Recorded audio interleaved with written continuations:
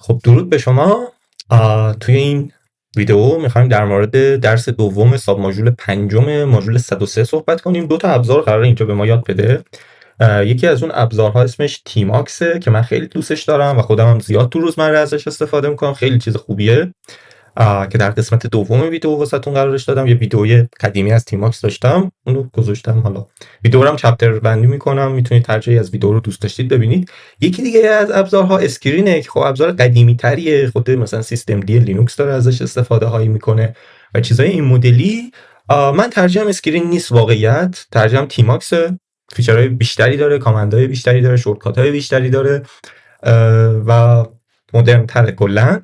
اما کلا LPIC1 تصمیم گرفته که شما هر دوتای اینها رو بدونید.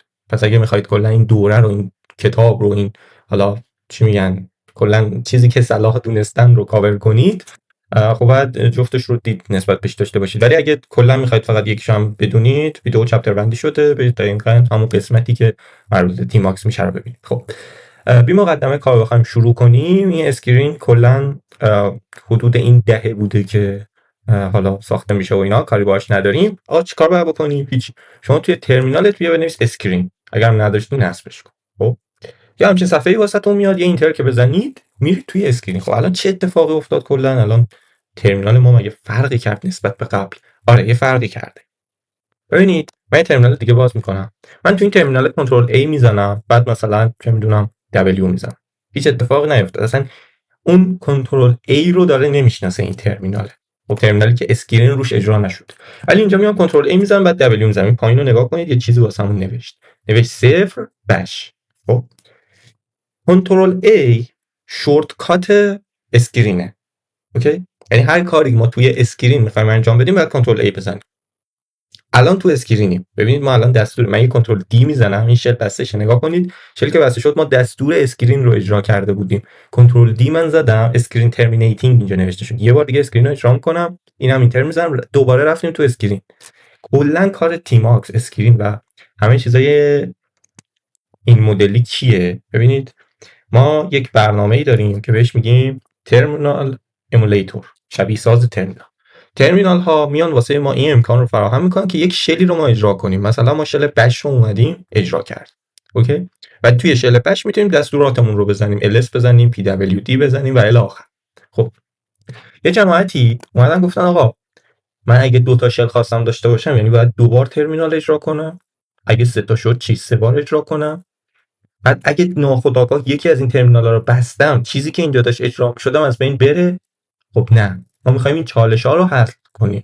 خب واسه این کار میایم یه برنامه‌ای در نظر می‌گیریم که خاصیتش اینه این ترمینال ما رو میتونه چند تیکه کنه. یعنی یه شل اینجا اجرا بشه، یه شل اینجا، یه شل اینجا. اینجا میتونی دستورایی که دلت میخواد رو بزنی، اینجا دستورایی که دلت میخواد و اینجا هم دستورایی که دلت میخواد رو بزنی. اوکی؟ یا حتی میتونیم یه جوری تو این برنامه بگیم آقا مثلا بیا واسه ما چند تا ویندو اجرا کن، بعد این ویندو رو نشونم بده. حالا اگه خواستم این یکی ویندو رو نشونم بده، یعنی سویچ کنیم بین ویندوها. مثل چی؟ مثل چیزی سراغ ندارم واقعیتش. البته ترمینالا تو دور زمانه فعلی اینطوریه که تب دارن، یعنی مثلا ما اینجا کنترل تی فکر کنم، کنترل شیفت تی اگه بزنید یه تب جدید باز میشه و اینا شورتکات هم داره که بین این تبا بشه جابجا شده. ولی شما فرض کنید رفتید یه شل از یک مثلا سرور گرفتید، اونجا دیگه نمیتونید این کار انجام بدید. خب دونستن این مهارت کلا چیز خوبیه. من خودم موقعی که به یه سرور SSH میزنم، یعنی به جای اینکه به شل سیستم خودم دسترسی داشته باشم، به شل یک سرور یک کامپیوتر دیگه از یه جای دنیا دسترسی پیدا میکنم، زیاد از تیماکس استفاده میکنم. خب کار ادامه بدیم. آقا اولین چیزی که به ما گفته بیا همین کنترل A که شورتکات اصلی این اسکرینه، بعد گفته کنترل AW بزن که با هم دیگه زدیم و دیدیم. کنترل AW چیکار میکنه؟ میگه که ویندو رو بهمون نشون میده. پس تا اینجا ما یه مفهومی فهمیدیم به اسم ویندو. خب میایم پایین‌تر، میگه که شما بیا کنترل AC بزن. کنترل AC ببینید این کامندا هم خیلی مخفف‌های خوبی انتخاب شده. من یه کنترل AW میزنم، نگاه کن اینجا 0 و بش رو داریم میبینیم. حالا کنترل AC میزنم، دوباره کنترل AW میزنم، اینجا یک بش رو هم داریم میبینیم. کنترل AC مخفف کرییت، یا آقا یک پنجره جدید واسه من بساز. کنترل AW مخفف ویندوه، میگه ویندوهای من رو نشونم بده. پس با C یه ویندو میسازه، با W ویندوها رو نشون میده. خب باز بیایم پایین‌تر. آها، میگه که این مثلا چیزی که شما دارین میبینی دقیقا همینیه که ما اینجا دیدیم دیگه. این دقیقا چون داریم طبق مثال پیش میریم، این دقیقا همون چیزی بود که ما اونجا دیدیم. میگه اگه میخوای این تایتل رو عوض کنی کنترل A بزرگ بزن. خب ما هم کار میکنم، کنترل A بزرگ میزنم، میگه تایتلش رو ست کن، به جای بش مثلا من نویسم الکی. خب حالا کنترل AW که بزنم نگاه کنید، این شل یک من که شل فعال منه، یعنی ویندوی فعال منه، ویندو کلمه درست تریه، الان تایتلش شد الکی. اون یکی بشه. چرا دیفالت بش بود؟ چون شل بش رو داشت اجرا می‌کرد. یعنی دیفالت اون برنامه‌ای که اجرا میکنه رو به عنوان اسم ویندو انتخاب کن. خب اوکی. میگه که شما میتونی این دستور رو بزنی کلا و چه اتفاقی بیفته واسط یه ویندو با این اسم میسازه. خب ما میایم این دستور رو میزنیم کنترل A W و میبینیم که بله دقیقا همین اتفاق افتاد. یعنی هم حالا اونجا هم پیدا باشه زیر تصویر من نرفته باشه، من یه کنترل A W دیگه میزنم، یک ویندوی سومی واسه ما ساخت با آیدی 2، چون آیدی از صفر شروع میشد و اسمشو این گذاشت. خب این داخل اسکرین اگه ما این دستور رو بزنیم این اتفاق میفته. تا اینجا خیلی اوکی همه چی. با کنترل AN ما میریم به سشن بعدی. یعنی چی اینجا؟ نگاه کنید، ما الان روی این سشنی هستیم که اینجا علامت ستاره رو زده. خب من الان یه کنترل AN میزنم، 2 بودیم، منطقا میریم رو بعدی، چون 3 وجود نداره روتیت میشه میره روی 0. کنترل A W نگاه کنید الان سشن 0 که ستاره خورده. چه اتفاقی داره میفته؟ من اینجا یه PWD میزنم، یه LS هم میزنم، یه کنترل AN میزنم، رفتم رو سشن بعدی. نگاه کنید رفتم رو سشن A. اینجا مثلا میام یه دونه اچ تاپ اجرا میکنم، اچ تاپ نداریم یه تاپ اجرا میکنم، کنترل A N میزنم و اینجا هم مثلا می نویسم اکو مثلا سلام بچه ها. اوکی حله. دوباره کنترل A N رو که بزنم نگاه کنید چیزایی که تو ویندوی یک بود موند، چیزایی که تو ویندوی یک بود مونده. دوباره کنترل A N میزنم، چیزایی که توی ویندوی 2 بود موند. ما تو ویندوی 2 تاپو زده بودیم دیگه. دوباره کنترل A N میزنم، چیزایی که تو ویندوی 3 بود موند. یعنی انگار که اینا واقعا سه تا ترمینال جدا هن. میری رو اون کار میکنی بعد میری ویندو تا عوض میکنی. اوکی. خب دقیقاً همون مثالی بود که اون موقع زدم. روی یک ترمینال شما چندین تا ویندو اجرا میکنی، بعد بهش میگه من میخوام الان روی این ویندو باشم. حالا فقط با کنترل N میشه رفت بعدی و مثلا با کنترل P میشه رفت قبلی. خب نه، جوابش اینجا واسمون نوشته با کنترل A عدد میتونیم بریم دقیقاً رو اون ویندویی که دلمون میخواد. مثلا من اینجا کنترل A W میزنم، من میگم آقا من مستقیما میخوام برم روی ویندوی 1، کنترل A 1 میزنم رفتم رو ویندوی 1 که دومین ویندوی ما بود چون زیرو ایندکس. خب با عرضم به خدمتتونم کنترل A و چیز میتونید لیست ویندوها رو ببینید دیگه. حالا من اینو خودم نمیتونستم، با کنترل A و دبل کوت میتونید لیست ویندوها رو ببینید و اینجا با اروکی پایین و بالا میتونید انتخاب کنید که رو فلان ویندو باشید. اینتر رو که بزنید میرید تو اون ویندو. خب این خیلی چیز خوبیه، من خودم اینو نمیدونستم. شورتکاتش توی تیماکس رو میدونستم، اونجا کنترل B W بزنی همین اتفاق میفته، ولی نمیدونستم اسکرین هم اینو داره. خب بریم جلوتر. یه سری چیز اینجا واسمون نوشته، مثلا میگه آقا فلان ویندو رو میخوای بکشیش، کنترل AK بزن. حالا منطقه ما داریم همینجا از روی این راهنمای پیش میریم، یک کنترل AW هم بزنم، نگاه کنید ویندوهای ما الان 1 و 2 شد، یعنی ویندوی صفرمون رو کشتیم. خب اوکی، داریم از روی این چیزا میریم، چی میگن، این داکیومنت میریم، این راهنمای میریم، حالا خیلی هم مشکل نداره. خب مسئله چیه؟ ببینید توی اسکرین ما یه سرور اسکرین داریم که موقعی که دستور اسکرین رو زدیم اجرا شد. خب یعنی شما میتونید یه ترمینال دیگه باز کنی، یه بار دیگه روش دستور اسکرین رو بزنی. پس ما یه چیزی داریم به اسم سرور که به ازای هر تعداد بار که دستور اسکرین بزنی یه سرور داری اجرا میکنه. خب حالا هر سرور خودش یه سری ویندو داره که تا اینجا با هم دیگه دیدیم. ویندو مثلا میتونه n تا ویندو داشته باشه. حالا هر ویندو خودش میتونه شامل از یه تعدادی ریجن باشه. خب توی تیماکس ما بهش میگیم پین، توی اسکرین بهش میگیم ریجن. حالا این ریجن ها چیه؟ مثلا من میام کنترل A S میزنم. خب نگاه کنید من الان یه کنترل A S زدم، D زدم، متاسفانه دستم روی چیز بدی خورد. فعلا این دستوری که زدم رو در نظر نگیرید، اشتباها دیتاچ کردم و ریاتچ کردم بهش. من یه کنترل A S میزنم، چه اتفاق افتاد؟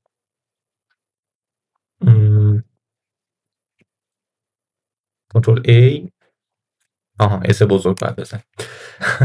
کنترل ای اس رو که زدم نگاه کنید، میگه آقا تو روی ویندوی شماره 2 که اسمش یه تان نمیدونم چی فلانه، یت انادر ویندو. خب و اینجا یه فضای خالیه. حالا کنترل ای تب که بزنی اومدی تو این فضا خالیه. خب این فضا خالیه رو من چیکارش کنم؟ دستور میتونم بنویسم من دارم میزنم رو کیبورد؟ نه. پس چیکارش میتونم بکنم؟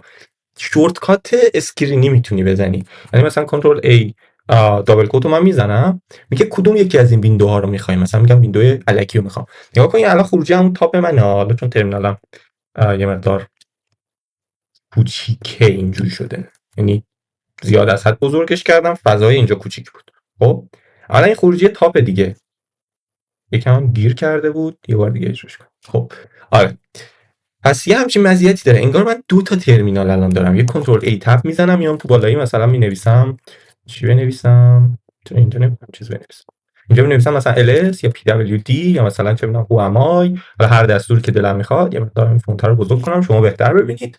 تو پایینی هم که این تاپ داره اجرا میشه، یعنی انگار من واقعا دو تا ترمینال رو توی یه ترمینال دارم. اوکی. خب اینجا کلا داره همینو بهمون میگه، یعنی میگه که شما میتونید اینجوری حالا با مثلا کنترل ای و علامت پایپ میتونی عمودی دو تیکش کنی، یعنی یه تیکه اینجا باشه یه تیکه اینجا. ما الان افقی تیکش کردیم، میتونی هم چند بار تیکش کنی یعنی مثلا من دوباره اینجا کنترل ای اس میزنم، نگاه سه تیکه شد الان. خب حالا کنترل ای تب میزنم، اومدم تو تیکه دوم الان، چون تو تیکه اول بودم، تو تیکه اول وقتی زدم اسپلیت کنم تیکه اول خودش انگار دو تیکه شد، پس اول و دوم دارم و این شد تیکه سه.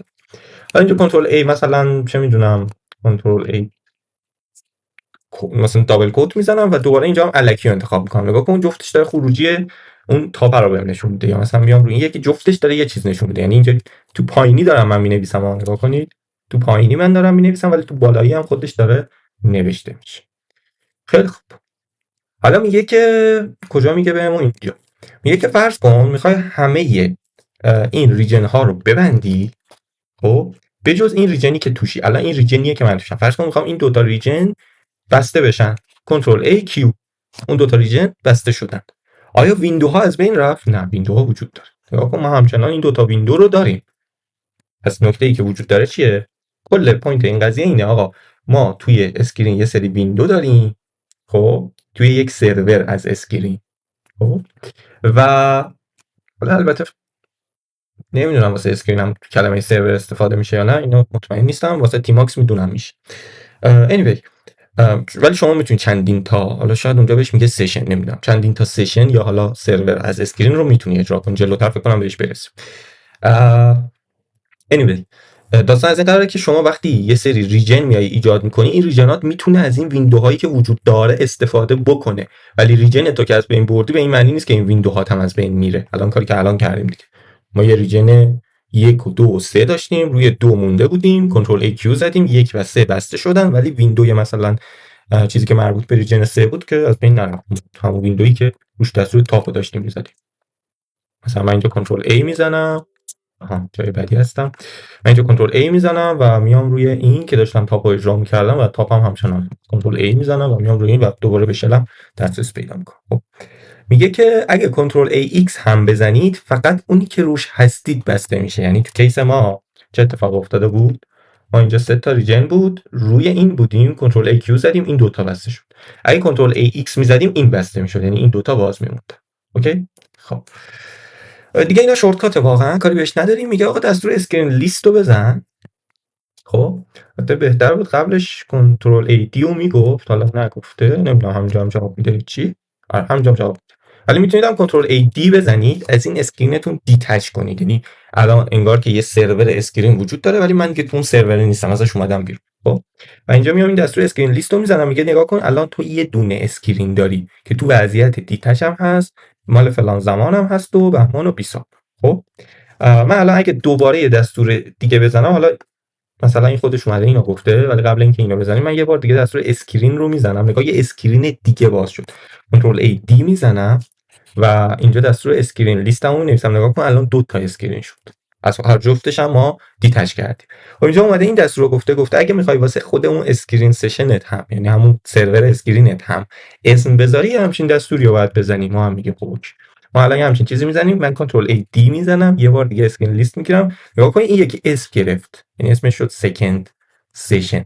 قبلی ها چی میشد؟ پی تی اس دوم. تو حالا پی تی اس رو که شما دیگه میدونید چیه، من گفتم توی ویدیوهای قبلی سودو ترمینال اسلیو، احتمال خیلی زیادی گفتم این تی تی وای و پی تی اس و اینا. اگرم یادتون نیست برگردید مرورش کنید، اگرم نگفتم تو کامنت ها بهم بگید لااخر، ولی فرضم اینه که گفتم. anyway میگه آقا به جای مثلا اسکرین لیست هم میتونید دستور اسکرین داش ال اس رو بزنید دیگه. من و شما منطقا میدونیم که میتونید منوال اسکرین رو بگیریم و بخونیم و اینها که اینا میسپرم به خودتون. خب حالا میگه که فرض کن میخوای یکی از این اسکرینات رو بکشی. خب یه کاری که میتونید بکنید اینه که برید تو اسکرینه هر چی شل داره ببندید. یکی از کارا اینه. مثلا من چیکار میکنم الان، حالا بذارید اون کارو نکنم، کار جالبی نیست دیگه، ولی خب مثلا بذارید بکنم. اسکرین داش آر میزنم، داش دی داش آر میزنم.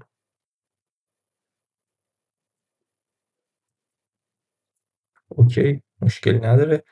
مثلا میگم که به این وصل شو و در نظر نگیرید من دارم چیکار میکنم، جلوتر کامل میفهمید. من اینو کنترل دی یا مثلا دستور اگزییت رو نوشتم اومدم اسکرین ls همون رو که بزنیم نگاه کنید الان دیگه دو تا شد. خب یعنی یکی از روش‌ها اینه که واقعا برید تو اون اسکرین هر چی پروسس در حال اجرا هست، اهم از شل و برنامه، بکشیدشون دیگه، تمومشون کنید، خارجید ازشون، اسکرین هم خب بسته میشه. یه راه دیگه هم اینه که بیاید با این دستوره که اینجا واسمون نوشته کویت کنید ازش، خارج شید. ما هم میزنیم، فقط باید آیدی دور بهش بدیم. مثلا من این سشن 2 رو میخوام بهش بدم که آیدیش 3321. خب من اینو میزنم، یه اسکرین لیست میگیریم، نگاه کنید این یکی هم بسته شد. خب پس اینجوری میتونیم سرورها یا سشن ها، سشن اصطلاح درست تریه واسه اسکرین، سرور واسه تیماکس. بذارید اینا رو یه بار بهتون بگم. اگه مثلا امتحان ال پی آی سی یکی زمان خواستید بدید، تیماکس، حالا اینا اسم دیگه صرفا تیماکس، یه سری سرور داری که توی سرورها یه سری ویندو داری که توی ویندوها یه سری پین داری. اوکی. توی اسکرین شما یه سری سشن داری که توی سشن ها یه سری ویندو داری که توی ویندوها یه سری ریجن داری. خب و اینا معادل همه، یعنی این دقیقاً حالا اینجوری برام گفتم این معادل اینه، اینم که اصلا تو جفتش اسمش یکیه، این دوتا هم معادل هم. فقط این ابزار یه اسم دیگه گذاشته، این ابزار یه اسم دیگه. خب اومده اسکرین دیتاچ استیشن دیتاچمنت رو گفته کنترل ای دی بزنید که ما با هم دیگه زدیم دیدیم. گفته اسکرین داش آر که بزنی میری به آخرین اسکرینی که داشتی اتچ میکنی، یعنی ری اتچ میکنی. در واقع من اسکرین داش آر زدم و دوباره رفتیم تو اون اسکرینی که یه دونه تاپ توش داشتیم و اینا، همون اسکرین اولیه هنوز زنده است. خب بعد عرضم به خدمتتون که من یه کنترل ای دی میزنم، یه اسکرین دیگه میسازم و حتی یه کنترل ای دی میزنم یه دونه اسکرین دیگه هم بسازیم، این شکلی بسازیم. خب از اینا میام بیرون. زمانی که شما چند تا اسکرین داشته باشی، وقتی اسکرین داش آر بزنی نمیدونه به کدومش اتچ کنه. این اتفاقا واسمون افتاد. شما باید این اسم رو جلوش بذاری، مثلا میگی اسکرین داش آر کن به این، الان رفت توی اون. اوکی کنترل ای دی زدم اومدم بیرون مجدد. خب اینجا داره همینا رو میگه، یه سری آپشن اینجا گذاشته که کلا داره در مورد اینا میگه. حالا بخاطر اینکه وقت الکی تلف نشه صرفا توضیحشون میدم، نمیزنم دیگه. میگه که یه چیزی، همیشه اسکرین های ما دیتچ نمیشن. یعنی حالا مطمئن نیستم این جواب بده واسمون یا چی، ولی من ریاتچ میکنم به این ترمینال رو میبندم، یه ترمینال دیگه باز میکنم، اینم اتفاق مثبتی ها. نگاه کنید کلا ترمینال رو بستم، ولی الان اسکرین ls که بزنی اسکرینامو هست بازم دیتچ شد. بعضی موقع اتفاقی میفته مثلا اس شما قطع میشه یا حالا یه چیز این مدلی. خب یا حتی اینجوری بهتون میتونم نشون بدم.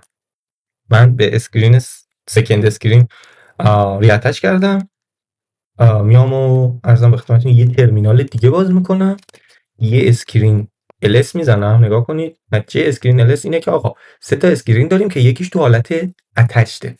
توی اسکرین شما نمیتونی به چیزی که اتچ شده یه بار دیگه اتچ کنی. یعنی من الان اینو بزنم میگه داداش این یکی توشه، کی توشه؟ این ترمینال بالایی توشه. خب میگه یکی توشه و حالا که یکی توشه تو نمیتونی بری توش. حالا اگه خواستی بری توش یه دشتی میزنی، میگه اونی که توشه رو دیتچ کن و منو برو ری اتچ کن. اوکی نگاه کن از ترمینال بالایی پرید بیرون خب و توی ترمینال پایینی رفت اتچ کرد به داخل اون سکند اسکرین. اوکی. خب این پس دشتی کلا کارش اینه. یه دشتی بزرگ هم داریم و این مال موقعیه که ریموت یکی وصل شده، یعنی مثلا همون SSH شاید مثال خوبیه واسش. خب آره SSH مثال خوبیه واسه این کیس، مثال بهتری ندارم واقعا. مثلا یه داش آر داریم که ریاتچ میکنه، یه داش آر کوچیک داریم، یه آر بزرگ داریم، یه آر آر داریم. خب تفاوت اینا چی؟ ببینید داش آر معمولی ریاتچ میکنه، همون چیزی که اینجا واسمون نوشته و اینا کار نداره. داش آر بزرگ میگه که ریاتچ میکنه و میسازه سشن رو اگر وجود نداشت. خب یعنی چی؟ اینجا نگاه کنید، یعنی این مثلا این دستور بیشتر واسه تو کار میکنه. من میام اینجا بذارید اینجا کویتمون رو بیاریم، یه اسکرین الس من میگیرم، این دستور کویت رو میزنم با 3394، یکی هم میزنم واسه زیاد نوشتم، یکی هم میزنم واسه 3388. دارم کل سشن های اسکرین رو میبندم. خواستم اینو فقط توضیح بدم و برم، ولی دیدم خالی از لطف میشه. اشکال نداره اگه با هم ببینیم تجربه کنیم قشنگ‌تر. نگاه کنید الان من اسکرین الس که بزنم هیچ اسکرین ندارم. خب اگه بیام اسکرین داش دی داش آر بزنم، یه داداش اصلا اسکرینی نیست که من، یعنی اسکرین دیتچ شده ای اصلا نیست که من، هیچی نیست. من بیام چی رو دیتچ کنم و تو رو ری اتچ کنم بهش؟ اسکرین الس واقعا هیچ نداره. ولی اگه بیام داش آر بزرگ بزنم چه اتفاقی افتاد؟ گفت ببین تو هیچ اسکرینی نداشتی، من واسط یه اسکرین ساختم. کنترل ای دی میزنم، میام بیرون، اسکرین الس میزنم، نگاه یه اسکرین ساخت واسمون. کی ساخت؟ همین الان ساخت. 16 و 32 دقیقه. الان ساعت چنده؟ 16 و 32 دقیقه. اوکی. از کار داش آر بزرگ اینه. و یه چیز دیگه ای، اینم با هم دیگه دیده بودیم. مثلا من یه اسکرین میزنم، کنترل ای دی میزنم، یه اسکرین الس میگیرم. اینجا نگاه کن الان دو تا اسکرین وجود داره. خب من اگه اسکرین داش دی داش آر رو بزنم، اتفاقی که میفته اینه که نمیتونه ریاتچ کنه. یا آقا دو تا سشن اسکرین هست، من به کدومش ریاتچ کنم؟ چون مجبوری که جلوش این آیدی رو بنویسی، حالا یا اینو یا اینو، یا اگه با اسمش روش کردی آیدی و اسمشو. اینم پی آیدی چیزها، این پی آیدی، اینم یه اسمه. خب ولی اگه داش آر آر بزنی میگه من کاری ندارم چند تا سشن داری، من میرم به این اولیه ریاتچ میکنم. رفت به اولیه ریاتچ کرد. من یه پی دبلیو دی میزنم، میام بیرون. نگاه کنید وقتی میزنیم طرف به اولیه ریاتچ کرد. الان اگه بخوام توی دومی برم، نگاه کنید دومی هیچی نیست، یه الس عدد حساب اجرا میکنم، میام بیرون، دوباره داش آر آر رو میزنم، نگاه رفت تو اولی. خب یعنی انگار فرق نداره چه اون داش آر آر رو بزنم چه این دستور رو بزنم. اوکی، میره همون ویندویی که در واقع اون سشنی که این ویندو توشه و پی دبلیو دی رو اجرا کرده رو واسمون میاره. خب داشتی بزرگم که بهتون گفتم، یه دونه داش ام میمونه که واسه موقعیه که شما میخوای اسکرین رو اجرا کنی ولی تو دیتچ مود اجراش کنی. تا حالا هر چی ما دستور اسکرین میزدیم میرفت اتچ هم میکرد بهش. فرض کن میخوای دیتچ مود اجراش کنی، حالا کاربرد خودش رو میتونه داشته باشه، واسه آدما نه. این داش دی داش ام هم که دیگه هیچ دیگه واقعا اینو تا جایی که من میدونم سیستم دی لینوکس ازش استفاده میکنه. خودم هم واقعا چیز زیادی نمیدونم. بیایم در مورد کپی پیست کردن و اسکرول توی این داشم صحبت کنیم. آقا من یه پی دبلیو دی میزنم، یه الس میزنم، یه ومای میگیرم و یه هیستوری میزنم. خب الان من دارم اسکرول میکنم، من واقعا رو موسم دارم اسکرول میکنم رو تاچ پدم، ولی اسکرول داره نمیشه. یعنی اینجا داره کامندا رو واسه من میاره. خب با اسکرول کردن من داره اتفاق مثبتی نمیفته. اصلا یه حالت هنگی هم پیدا کرد از بس. خیلی حالت هنگی پیدا کرد، زیاد اسکرول کردم. بذاریم این بافرش بنده خدا زیاد پر شد. تقریبا میتونم بگم وی ام بیش از منابعی که داشت کار ریخ سرش و یه حالت لگی پیدا کرد. حالا کم بهش مهلت بدیم تا زنده بشه. من دور سری میکنم یکم تا بتونه این همه اسکرولی که من کردم الکی رو هندل کنه. خب مثل اینکه قرار نیست این بنده خدا زنده شه. من یه بار این ترمینال رو زورکی میبندمش ببینم ترمینال هم سالمه. آره یه اسکرین داش ls میزنم و اسکرین داش نگاه کنید هنوز تو حالت اتچ موندنی نکتهش همینه. الان فرض کنید ما میخوایم به این روی اتچ کنیم داش دی میزنم داش آر میزنم میایم داخل این، ولی این بنده خدا نمیتونه بره تو اون اسکرینه، یعنی انقدر تو حالت لگی و اینا مونده که به نظرم میتونیم بیخیالش شیم. یه بار دیگه یه ترمینال دیگه باز میکنم به یکی دیگه شما اتچ میکنم اسکرین داش ls. اوضاع خیلی خرابتر از این حرف هست. پیکیل اسکرین دیگه دستور پیکیل رو که شما همتون میدونید. من یه اسکرین اجرا میکنم، زدم کل اسکرین هام رو ترکوندم. الان یه اسکرین داش ls هم بزنیم کلا، چون پراسس اسکرین رو کیل کردم با پراسس کیل کلا همه سشناش هم از بین رفت دیگه. خب میایم تو این، من یه هیستوری میزنم و فرض کنید من میخوام اسکرول کنم رو بالا، بعد چیکار کنم؟ کنترل A و اشتباه زدم، کنترل A و براکت. آره نه کنترل A و براکت. آره من اینو زدم. کنترل A شو که میتونید و چرا نرفتین تو حالت نقاشی؟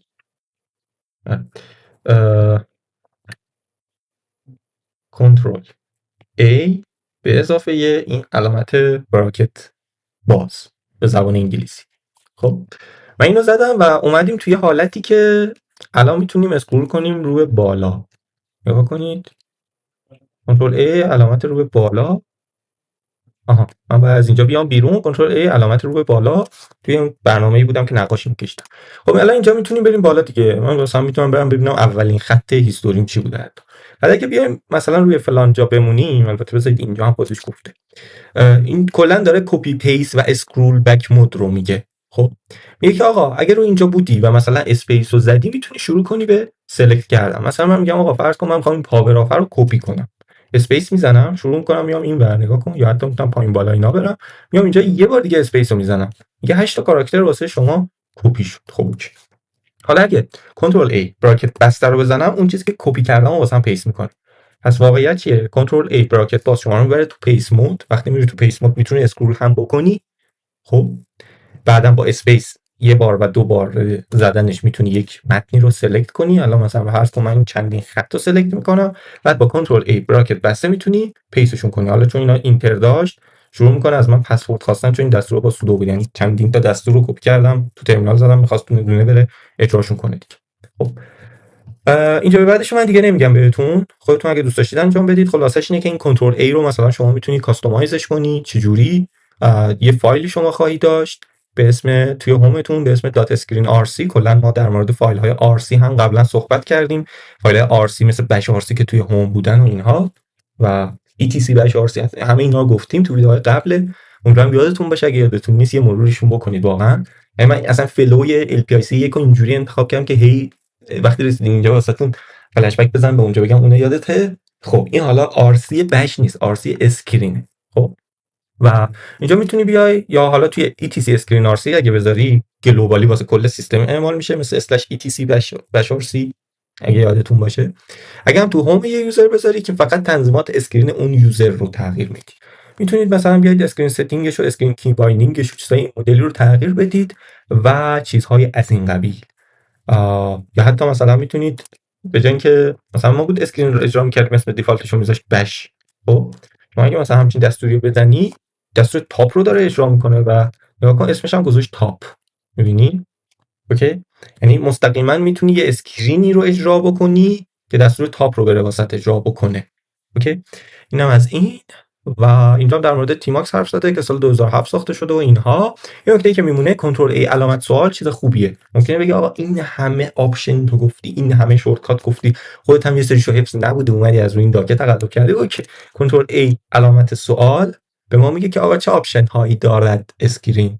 ما یه سری از اینا رو با هم دیگه الان کاور کردیم. اوکی، دارم اسپیس میزنم میره صفحه بعد و تموم شد. خب من از اسکرینم اومدم بیرون.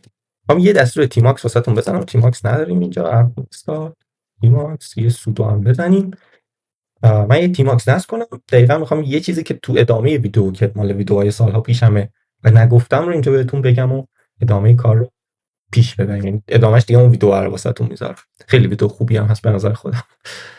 آره از اینجا به بعد تیماکس داره میگه چون ویدیو رو قبلا پر کردم طبق داک منطقا دارم پیش نمیرم، مثلا اون زمانی که اون ویدیو رو پر کردم این داک وجود نداشته ولی کامله. یعنی حالا شما یه نگاهی هم به این داکیومنت بندازید، یعنی خدا خوشش میاد. ولی خب تیماکس رو که اجرا کنید، الان که اولین تفاوت تیماکس با اسکرین اینه که دائما داره بهمون نشون میده تو چه ویندویی هستیم و چیزای این مدلی. شورتکاتش به جای کنترل A کنترل B و اگه علامت سوال رو بزنید، کنترل B علامت سوال، نه اینو می‌خواستم بگم و ضایع شدم. تیماکس equivalence of اسکرین. من کنترل B علامت سوال یادمه. اوکی اینا یه سرچ میکنم توی ویدیو واسهتون مینویسم، منطقا کاری بهش نداریم. ولی یه چیزی یادم بود حقیقتا. اما حالا در کل کنترل A براکت کنترل B براکت بسته شما رو تو همون حالت کپی مود اسکرین میبره. یعنی تقریبا اکثر شورتکات های تیماکس اون شورتکات های اسکرینه و بالعکس، فقط اون کنترل A این کنترل B دیفالتشون همینه. هم تیماکس رو میتونید از کنترل B به کنترل یه چیزی تغییر بدید، هم اسکرین رو میتونید تغییر بدید.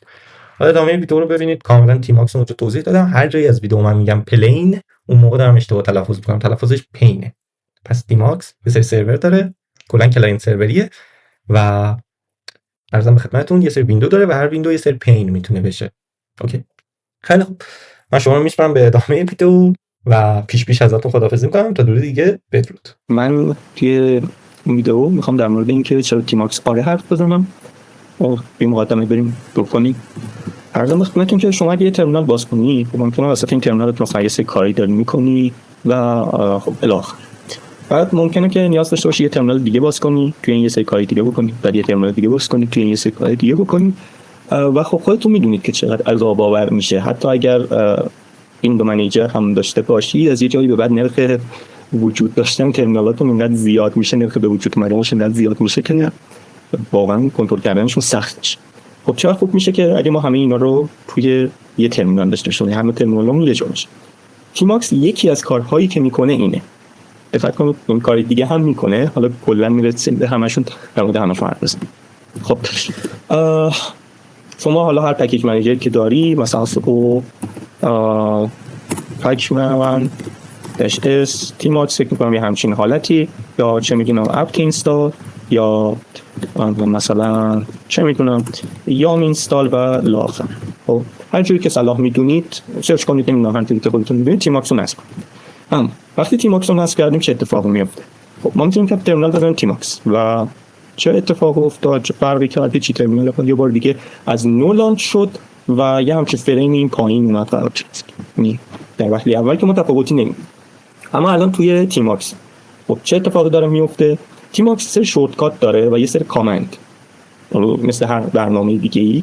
یعنی الان مثل یک رپر رو سر حالا اون شلما نشسته و داخل خودش میتونه حالا ترمینال های مختلفی رو ران کنه. این جمله ذاتاً اشتباهی دارم میگم، ولی حالا جلوتر بهتر بشه. خب من میتونم کنترل بی بزنم و درصد، خب یه ترمینال دیگه این طرف واسم باز کنم، یا کنترل بی بزنم و حالا دابل کوت و یه ترمینال زیرش بزنم باز کنم. میتونم کنترل بی بزنم، آرکی بالا برم ترمینال بالایی، کنترل بی آرکی چپ سویچ کنم به این ترمینال، اینجا ls بزنم، بعد کنترل بی بیام این طرف مثلا انچن بینات و پی دبلیو دی بزنم و الی آخر هر کاری که دلم میخواد توی این ترمینال هام بکنم. ولی خب آیا تیماکس همینه کلا؟ خب نه، تیماکس همین نیست کلا. چه کار دیگه ای میتونه واسه ما انجام بده؟ من یه بار توی همین پنجره ها اگزیت میکنم، کلا میبندم میام بیرون و میخوام یه چیزی بگم. تیماکس یک سرور کلی داره که فرض کنید این سرور تیماکسمونه. روی سرور تیماکس ما میتونیم سشن های تیماکس داشته باشیم. مثلا این یه سشن، این یه سشن و مثلا این یه سشن دیگه است و داخل هر سشن تیماکس ما میتونیم یک سری ویندو داشته باشیم. مثلا یه ویندو، دوباره این یه ویندو و این یه ویندو و مثلا میگن کلا دو تا ویندو داشته باشیم و توی این یکی هم کلا مثلا یه ویندو داشته باشیم. خب و داخل هر کدوم از این ویندوها هم ما میتونیم پلین های متفاوتی داشته باشیم. مثلا خود این یه پلین باشه، بعد این یکی مثلا تبدیل شده باشه به دو تا پلین و این یکی مثلا چه میدونم 3 تا پلین شده باشه و الی آخر، یعنی بقیه‌شون هم. پس یه بار دیگه بگم، ما سرور تیماکس داریم، یه سری سشن داریم، توی هر سشن یه سری ویندو داریم، توی هر ویندویی میتونیم یه سری پلین داشته باشیم. خب از این ماجرا بگذریم، برگردیم به تیماکسمون. همه اینا که گفتیم چی بود. من یه تیماکس باز میکنم، اینجا کنترل بی اسم میزنم، سشن های حال حاضر رو به ما نشون میده. ما الان یه سشن حالا 1 رو داریم که این باشه، یه سشن 0 هم داریم که این همون تیماکس قبلیمونه. تا اینجایی من یه چیزی بگم، هر جایی که روی سشن باشید، نمیدونم روی ویندو باشید، هر چیزی نشون میده و ایکس بزنید به معنی کیل کردن اونه. میگه میخوای سشن 0 رو کیل کنی، وای میزنم و سشن 0 رو کیل کردم. خب برمیگردیم به صفحه‌ای که توشیم. من الان میخوام چیکار کنم؟ من الان اینجا کنترل بی اس که بزنم، میگه این سشن رو داری و کنترل بی بعد اسکیپش اسکیپ میذارم. اوکی، کنترل بی دبلیو هم که بزنیم علاوه بر سشن ها بهمون ویندو رو هم نشون میده. میگه تو سشن داری که الان سشن 0 اسمش هم اینه و یه ویندوی روشه که اسم ویندو تا. خب این خیلی حالا ما میخوایم چیکار کنیم؟ من میخوام یه ویندوی جدید بزنم. کنترل بی سی، یه ویندوی جدید بزنم. کنترل بی سی دوباره یه ویندوی دیگه. چه اتفاق داره میفته؟ چیکار دارم میکنم من؟ حالا کنترل بی دبلیو که بزنم میبینید من 3 تا ویندو دارم. مثلا میتونم بیام تو این ویندو، مثلا چه میدونم یه دونه مثلا سودو چه میدونم آپدیتی بزنم. خب بعد بیام توی این یکی ویندو هم مثلا دارم چه میدونم یه چیزی رو نویگیت میکنم، حالا مثلا همین چیزی که اینجا هست، و میام توی ویندوی دیگه هم دارم حالا یه کار دیگه میکنم. یعنی همونطور که دارید میبینید انگار که 3 تا ترمینال مجزا هستن. خب پس اینا شدن ویندو. حالا داستان پلینا چی بود؟ خب همونجور که همون اولش گفتم، اگه کنترل بی و بعدش اگه درس رو بزنیم الان شد 2 تا پلین. یه پلین اینجا، یه پلین اینجا. یعنی یکی این طرف داریم، یکی این طرف داریم. پس ما اگه الان برگردیم بالا، ما یه سشن الان داریم که این سشن خودش 3 تا ویندو داره. تو هر ویندو من دارم کار متفاوتی انجام میدم و از قضا ویندوی آخرم خودش 2 تا سشن داره. یه سشنش اینه، یه سشنش همونطور که دارید میبینید. خب حالا من میخوام یه سشن دیگه اصلا بسازم. یعنی مثلا مثالش رو بخوام واسهتون بگم، شما میتونید سشن واسه ورد داشته باشی، یه سشن واسه چه میدونم مثلا انترتینمنت داشته باشی، یه سشن واسه هر چیزی داشته باشی، سشن بندی متفاوتی داشته باشی. خب من کنترل بی و یه 2 نقطه میزنم اینجا، میرم تو مود کامند تیماکس و میگم که نیو سشن کن واسه من با اسم مثلا الک. خب الان چه اتفاقی افتاد؟ ببینید الان یک سشن جدید باز شد که با دیفالت روی خودش یک ویندو هم داره دیگه. سشن به تنهایی که کاری واسه هم نمیتونه بکنه، پس یه ویندو هم داره. پس ما یه سشن حالا صفر اینجا داریم که خودش 3 تا ویندو داره، یه سشن دیگه هم اینجا داریم که خودش یه ویندوی دیگه داره. دوباره توی همین سشن هم ما میتونیم ویندوهای جدید بسازیم و الی آخر توی هر ویندویی هم یه چیزی هم پرانتز بگم. ما الان مثلا توی این یکی همین که با ستاره کنارش مشخص کرده، با کنترل بی جی فکر کنم اشتباه بود، با کنترل بی ان میریم بعدی. حالا کاری نداریم، من خودم شخصا اینجوری میگم بعدی. میتونید ویندوتون رو عوض کنید و توی ویندوتون مثلا چه میدونم بیاید پلین متفاوت بسازید و از این ماجراها که تا اینجا الان همشو فهمیدید. خب تا اینجا خیلی خوب بود همه چی. پس ما میتونیم کار متفاوتی با تیماکس بکنیم، توش ترمینالای مختلف داشته باشیم و اینها. اما جالب ماجرا چیه؟ جالب ماجرا اینه که شما اگه یه ترمینالی باز می‌کردید، اینجا داشت یه کامندی ران می‌کردی، خب ترمینالت که بسته میشد، کامندت هم از بین میرفت. یعنی مثلا شما اگه چه می‌دونم داشتی یه چیزی دانلود می‌کردی کف ترمینال با wget یا مثلا arria2c یا هر چیز دیگه و ترمینالت بسته میشد، همه چیز از بین میرفت. اما جالب ماجرا چیه؟ جالب ماجرا اینه که من این ترمینال رو میبندم، ترمینال بسته شد. الان یه ترمینال جدید باز میکنم و اینجا می‌نویسم تیماکس ls. تیماکس ls که ما میزنیم میگه که تو 2 تا سشن داری.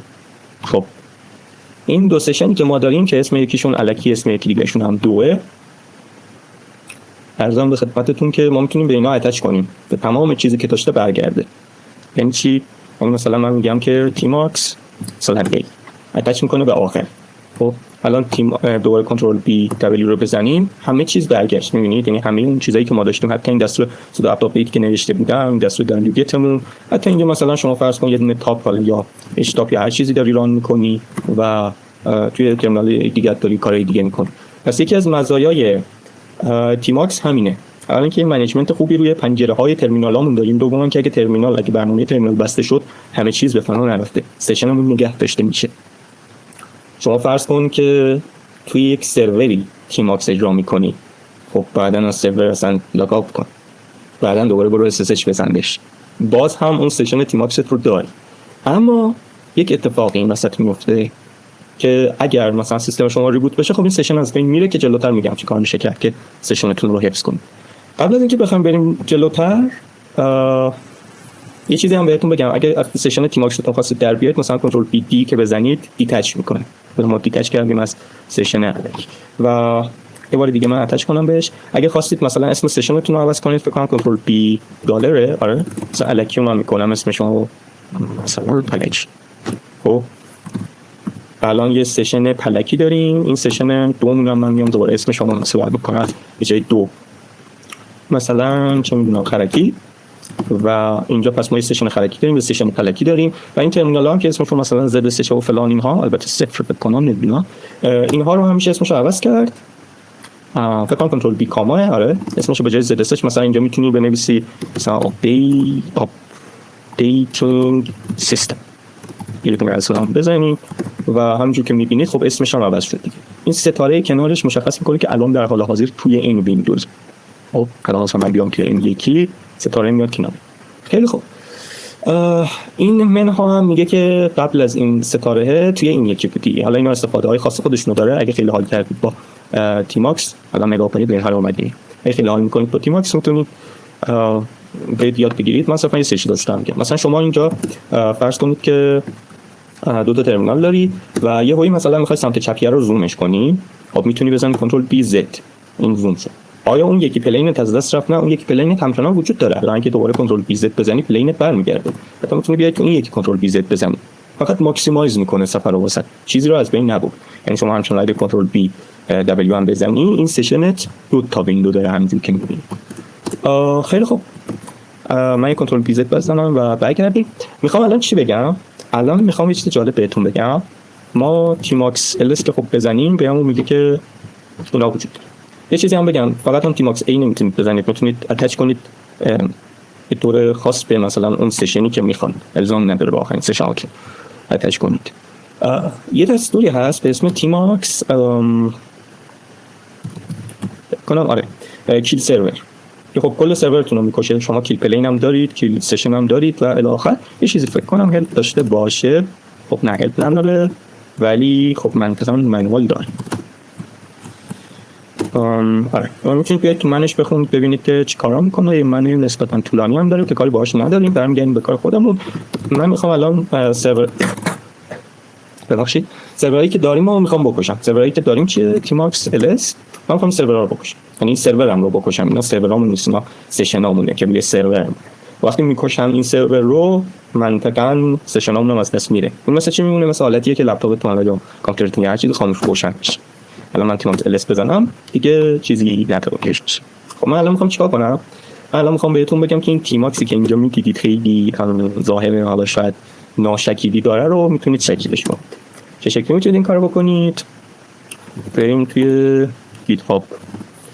github.com استلان دوامدین. خب این کانفیگ خودمه و شما الزام نیست که اصلا از این استفاده کنید، هر چی دلت بخواد میتونید استفاده کنید. چقدر صفحش کوچمه، برام خوب میشه. عرضم به خدمتتون که خب من اینجا یه دونه فایل کانفیگ تیماکس دارم که توش یه سری چیزا مشخص شده. مثلا اولین چیزی که میخوام بهتون بگم اینه، ست آپشن موسا. این چیکار میکنه؟ الان شما نگاه کنید تیماکس وقتی من ران میکنم و یه پنجره باز میکنم، الان پنجره اکتیو من اینه دیگه. خب من نمیتونم بیام روی این یک پنجره، حتما باید کنترل بی و ارو کی بزنم مثلا. حالا یا هر صفات دیگه که شما میگید. خب من میخوام موس توی تیماکس هم فعال باشه. پس ای بابا پس من میام و یه فایلی تحت عنوان البته توی کانفیگ و همینجا بکنم timox.com ایجاد میکنم و این رو میندازم توش. حالا از اینجا به بعد وقتی من تیماکس باز کنم انتظار دارم که موس کار کنه. ببینید با موس میتونم یا پنجره ها رو عوض کنم یا حتی سایز اینا رو کوچیک و بزرگ کنم ولی هر چیز دیگه، یا حتی حس کنم شک دارم آره بین این پنجره ها من میتونم جابجا بشم. نمیدونم این سیشن هم میتونه جابجا بشه یا نه. کلی این سیشن داش اس الکی. خب این سیشن که منطقا جابجا شه، ولی این حالت دیگه، یعنی این حالت رو هم داره که خب با دبل کلیک کردن اکتیویت میشه و اینها. پس ما فعلا رسیدیم به اینجا، اما به همینجا خلاصه نمیشه. من اینجا دارم از این تم استفاده میکنم. شما از هر تم دیگه که میخواید میتونید استفاده کنی و اینها، اصلا مسئله ای سرش نیست. اما عرضم به خدمت شما که یه کار خیلی راحتی که میشه کرد اینه که ما بیایم اینجا و اینجا اینجوری نیاد. میتونید همین کلا کپی کنید بندازید کپ ترمینالتون، ولی من میخوام دستور به دستور بزنم. کلان که بکنم یه همچین چیزی رو البته فکر میکنم اینو دارم اسکچ خیلی خوب، حالا ظاهر نداره میزنیم میگه وجود دارد. این قبلا کلون کردم و چیکار میکنیم؟ حالا یه دستور سورس داده که من فعلا اول حساب اینجا نمیزنم، کاری باهاش نداریم و اومدیم همین فایل tmox.conf که اینجا هست رو به این روش خیلی سخت و طاقت فرسا گرفتیمش در دیگه کاری نداریم و بعدا رفتیم انداختیمش توی tmox.conf. یعنی مثلا میمونه که شما بیا اینجا کلا اینو کپی کنی و درگیر با اینجا tmox.conf رو باز کنی و پیست کنی اینجا. خب یه سری چیزا قبلش بگم. این سه تا خط که کامنته طبق معمول اینها رو هم پاک میکنم نیاز رو نداریم. خب حتی کامپیوتر رو هم پاک میکنم فورج. پس من یه سری تم دارم که با این دستور رفتم این تم رو گرفتم و هشت خدمت شما یه فایل tmox.conf هم دارم که همین سه تا خط. این یکی داره واسه میگه که چه رنگایی رو بشناسه tmox هم، واسه اینکه تک رنگای بیشتری بشناسه. نمیدونم با دیفالت 8 یا چی. اینم موس رو توش فعال میکنه. اینم که داریم سورس میزنیم روی اون فایل تمی که داریم. خب من فکر کنم که لازم باشه یه tmox سورس بزنیم اول از همه. اینجا این رو میزنیم و بعد یه tmox واسه ما باز شد که پنجره‌مون این شکلی شد. یعنی به جای اون tmox خیلی زشتی که قبلا داشتیم الان یه tmox این مدلی داره که خب اینجا داره اون سشن نیم رو واسه همون مینویسه، اینجا داره ویندو رو نشونمون میده و اطلاعات دیگه کاری نداریم، یوزر نیم و هاست نیم و فلان ها که کلا کاری باشه. حالا می‌خواستم بهتون بگم که میشه تم داد. تم های دیگه هم وجود داره. هر تمی که شما دوست دارید میتونید استفاده کنید. tmox تم پک ارزم به خدمتتون که مثلا یه چیزی که مرسومه، حالا من دارم پیداش نمی‌کنم، که خیلی هم مرسومه. چون من مثلا یه تما رو اینجا گذاشته این شکلی ها بکنم مثلا اینو سوال بودم فکر کنم نمیدونم بکنم خودم مثلا استفاده کردم. اینجا مثل تم دیگه گذاشته و دیاره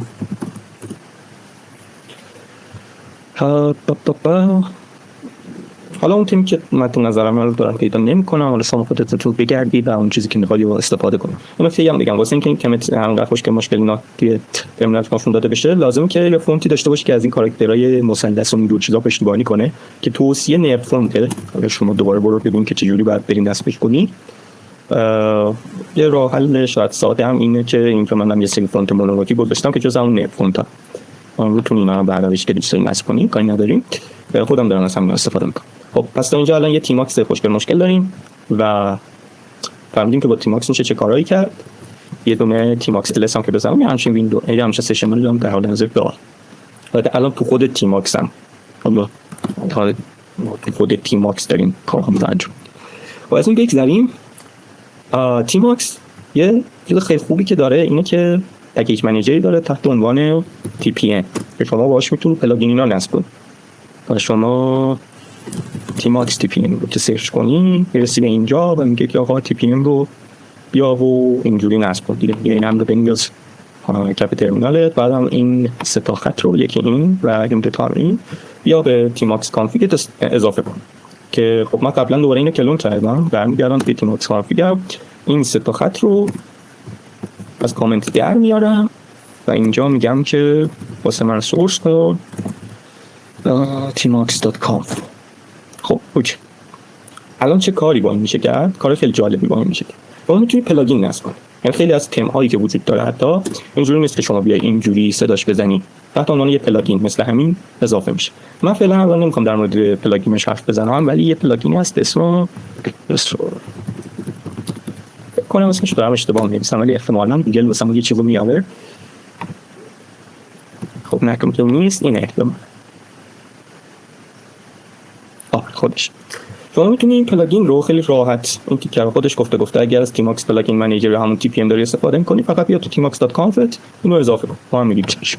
یعنی اینجا این رو اضافه می‌کنی و فایل رو سیو می‌کنی، کنترل بی آی البته کنترل بی شیفت واسهتون شروع می‌کنه نصب کردنش. حالا از من از قبل نصب کرده چون یه بار امتحانش کردم قبل اینکه فیلم ضبط کنم. حالا چه اتفاقی میفته؟ نگاه کنید. بذارید کلا من یه بار ببندم نگاه نبندم دیگه. کنترل تی من فعلا توی همچین استیتیم. خب کنترل بی سی میزنم، کنترل بی سی میزنم، اینجا کنترل بی مثلا زبون میزنم، بعد اینجا هم یه حرف فاز میسازم، اینجا هم یه دونه تاپ میزنم، بعد میام این برم یه دونه اچ تاپ مثلا میزنم و یه سناریوی خیلی تصنعی و دیتاچ میکنم. الان من تیماکس ls که بزنم یا همچین چیزایی به هم دیگه من همچین سشنایی دارم تو تیماکس. خب برمیگردیم به تیماکس رو اتچ میکنیم، کنترل بی کنترل اس که بزنید میگه که تیماکس انوایرمنت سیو شد. یعنی چی؟ یعنی اتفاق خیلی جالبی میفته. الان من برگردم به همون اشتباهم و دیتاچ میکنم میام بیرون. تیماکس ls رو که بزنید خب این دو تا سشن رو داشتیم، من میخوام جفتشو بگوشم الان مثلا همون حالتی که سیستم شما ریستارت بشه یا ریبوت بشه یا چیز. من پشت الان دیگه تیماکس ls بزنیم خب هیچی نداریم و اگه بریم تو تیماکس هم هیچی نداره. تیماکس اتچ هم نمیتونیم بکنیم دیگه چون هیچی نداریم که بخوایم بهش اتچ کنیم. اما ما میریم تو تیماکس و کنترل بی کنترل آر. چه اتفاقی افتاد؟ اتفاق خیلی جالبی افتاد. همه سشنایی که داشتیم یعنی حتی اون اچ تاپ و تاپ و همه چیزایی که داشتیم برگشت. ببینید همه چیزایی که داشتیم برگشت. و خب این خیلی اتفاق قشنگیه به نظر من. یعنی شما حتی اگه سیستمت ریستارت شد، اگر لازم شد سیستمت خاموش کنی، سشنت رو میتونی نگه داری و بعدن که سیستمت رو روشن کردی بری به سیستم به اون سشنت اتچ کنی یه جورایی. خب پس این خیلی جالب شد. بعد عرضم به خدمت شما که خب آقا من که مثلا نمیدونم سیستمم ممکنه کرش کنه، خاموش شه، تعطیلان شه، برنامه شه، ایسا شه. عرضم به خدمت شما از بیرون هم میتونید کانال تیماکس رو اجرا کنید. نمیدونم دستورش الان چی حقیقتا، ولی با استش بهش میرسید منطقه کاری نداریم. شما میتونید به جای اینکه بری تو تیماکس و کنترل بی کنترل اس بزنید تا سشن تو بیاد واسه سیو کنه، اینجا طرف ترمینال که دستور بزنید و این دستور رو بعدن چیکار کنی؟ به کرون تبت بری اضافه کن. خب که به مثلا هر یه دقیقه این بار چنگ هر سی ثانیه یه بار هر چیزی یک بار خودش سشن رو واسط نگه داره. پس همچین قابلیتی هم داره. لازم نیست حتما که تیماکس بشی و کنترل بی کنترل اس بزنی. این هست این تا اینجای ماجرا. من دیگه چی می‌خواستم بگم؟ یه چیز دیگه هم می‌خواستم بگم و اونم اینه که من اینجا یه تیماکس ls که بزنم یه همچین چیزایی داریم. شما میتونی اصلا توی فایل شلی که داری استفاده میکنی، الان خب من دارم ZSH استفاده میکنم اکو تانر شل، خب من دارم ZSH استفاده میکنم، من دارم فایل کانفیگ ZSH من توی ZSH RC. اگه شما بش استفاده میکنی خب فایل چه میدونم کانفیگت توی بش RC. اوکی، هر شلی که استفاده میکنی کاری بهش نداریم، میتونی بیای بری تو کانفیگش و اینجا بگی که واسه من چیکار کنم، بیا و تیماکس رو اجرا. خب چه اتفاقی میفته؟ اتفاقی که میفته اینه که حالا یا سورس بزنید ZSH RC تون رو ریست کنید، مثلا یه بار دیگه باز کنید، یه تیماکس واسهتون خود به خود اجرا میشه. یعنی هر بار که ترمینال تو باز کنی سشن تیماکس داره. اما این به نظر من اتفاق موثقیه. چرا این حرفو دارم میزنم؟ چون فرض ترمینال میبندم باز میکنم، میبندم باز میکنم، میبندم باز میکنم، میبندم باز میکنم و همینجور داریم میریم جلو. الان که یه چیزی داره میگه که سشن should be rested که فلان بهلام بیسا تو در تو داره میخواد سشن ایجاد بشه، به خاطر اینکه خیلی بک نوشته چون یه تیماکس اجرا میشه روش یه شل داره اجرا میشه ZSH و روی اون خب دوباره چون تو ZSH آرسون یه تیماکس میخواد اجرا بشه و اونجور توی میفته دیگه. این حرف که داره اینجا میزنه اینه که شما حالا اینو میتونی هندل کنی منطقا اما من یه حرف دیگه ای الان اصلا کلا یه کار دیگه ای میخوام بکنم، یه چیز دیگه مثلا بگم. الان اگه اگزیت کنم، ماجرایی که پیش اومده اینه که تیماکس الس واسهتون بزنم، کلی سشن تیماکس ساخته شده به ازای هر بار ترمینال باز کردن من. خب من حرفم اینه که یکم بده اینجوری باشه ماجرا. من میخوام همه اینا رو بکشم و بیایم چیکار کنیم، بگم که تیماکس نیو سشن مثلا ترمینال کنم داشت سمبک بیزدم نمیدونم.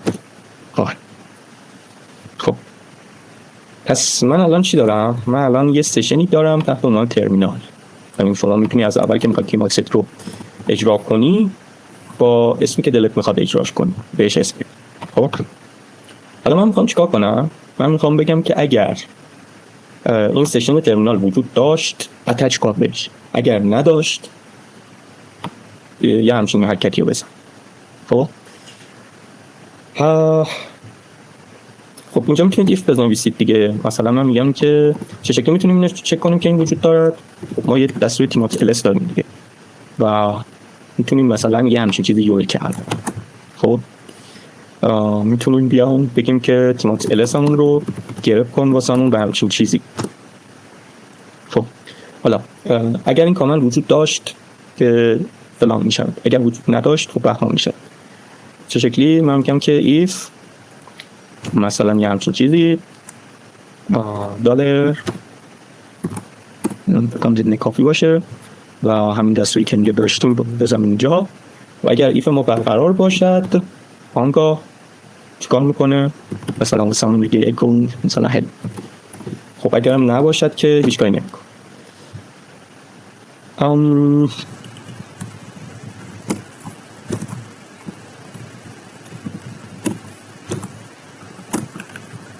که داری دارم یه همچه حرکتی بزنم و فکر کنم که یکم بد باش رفتار کردم. چی کار دارم میکنم؟ گم تو بیم. خب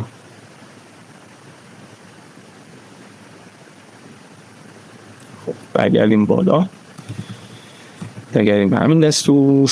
شاید سر همچین چیزی داریم به اضافه میفتیم.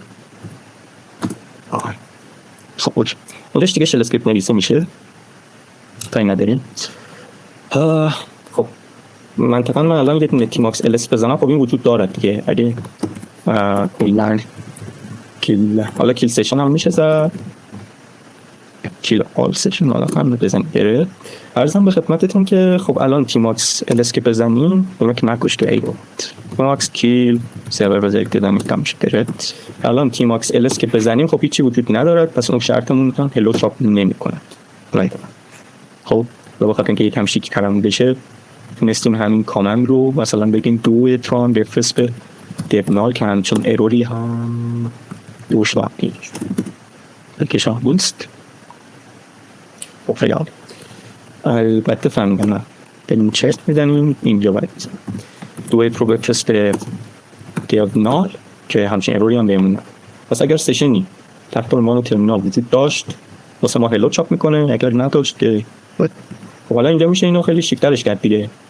و من به جای اینکه اینجا فیل دارم اینجا بیام یه الس بنویسم و بگم که مثلا اکو کن واسم حالا بای.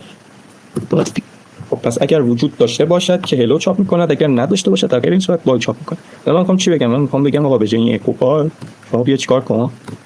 بیا بگو که مثلا تیماکس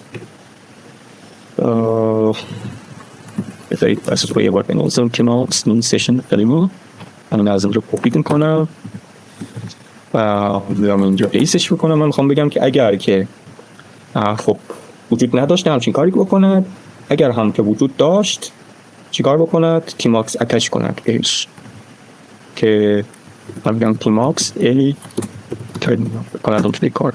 خب الان یه تیماکس الس که بزنیم البته اکسیت کردم خیلی کار اشتباهی انجام دادم، دیتچ میکنم از این بنده خدا. اینو که بزنیم خب بس که اینجور نمیتونیم اتچ کنیم تیماکس اتچ سیشن اینجوری باید بتون بکنیم اینو specify working فلان آره. خب اونجوری بس. اوکی. خب پس من این شرطمون رو میام یکم تغییرش میدم تیماکس اتچ سشن کن اینجوری به ترمینالمون و خب خیلی همشه کالی و مجلسی همه چیز خوب پیش میرود.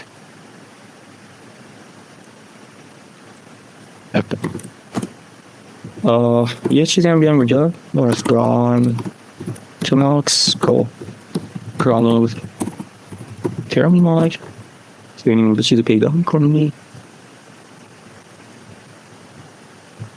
اونجا چه چیزی پیدا کردیم دادم رفتن یه کاری کردی دیدم منی با همین متغیر دالر تیماکس هم وجود چیگاه میشه یکم بازی برد کرد وقت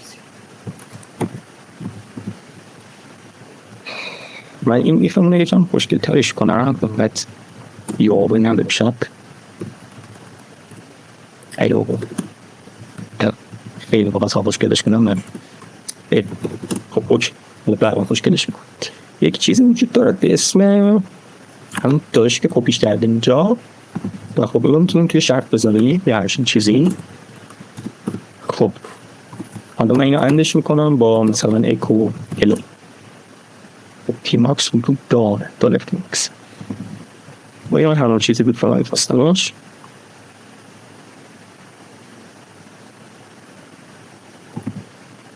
نمیدانم شونت. چیزی که کلا میخواستم بهتون بگم همینه که شما میتونید تو زدستش پارسی به جن که خیلی مسخره پر همچین چیزی رو بنویسی یا چیکار کنی یا همچین مثلا ایپی بساری با کپیش کنم زدستش پارسی رو باز میکنیم این ترش با تیماکس مسخره رو پاچ میکنیم و اینجا این ایتمون رو بسار هم یکم ظاهرش رو شکل کنیم که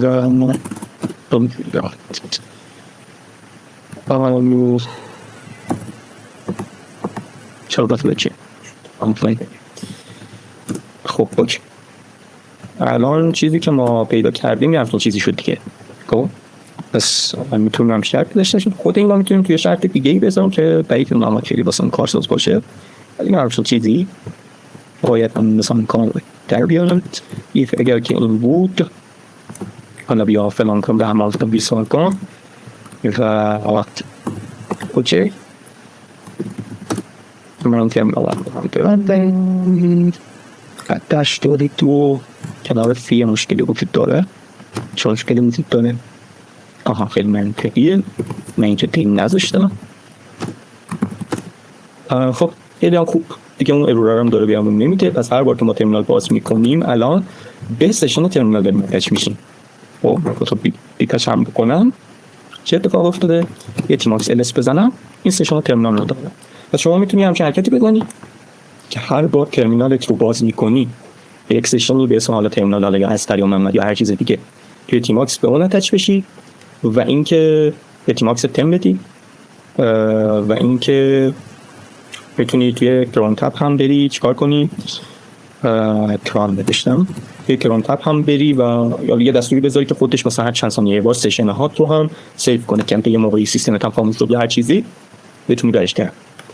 خیلی خب این بود از این. شما حالا از اینجا به بعد منطقاً دیگه باید بری و توی این فایل timox.conf هر پلاگینی میخوای اضافه کنی فلان و بهمان و بیزار من همین پلاگین منیجر رو اضافه کردم که این سه تا خط داره اینو اضافه کردم که واسم بتونه سشن هام رو برگردونه اگه سیوشون کرده باشم و اینم که واسه تمامه با مس بتونم کار کنم توش و رنگ هام رو تعدادش رو بیشتر.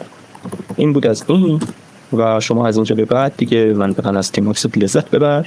میخوای پنگره بساز، میخوای پلین بساز، میخوای نمیدونم هر چیز دیگه که میخوای بساز، میخوای سایزشون رو عوض کن به هر چیزی و خب دیگه اینجا هم که میتونیم منطقاً بینشون سویچ کنیم و این دفعه و یه چیزی هم بهتون بگم اون که اون میو مثلا ویندو میتونی بکنی بکنم هم چه حالک داره حالا فلگش اشتباه دادیم و چه فلگی ویندو من خودم به شورتکات ها دارم ولی حالا خود دستور هم میشه من چون حرکت هایی رو زد بازم فکر میکنم فلگش اشتباه دادم منطقا ولی آره خلاصه که همین هست دیگه. میخواستم بگم که کامنت هم میتونی بزنید مود کامندش برید و اینها و کلا تیماکس همینه دیگه خوش باشید و لذت ببرید و تا میتونید از تیماکس استفاده کنید به نظر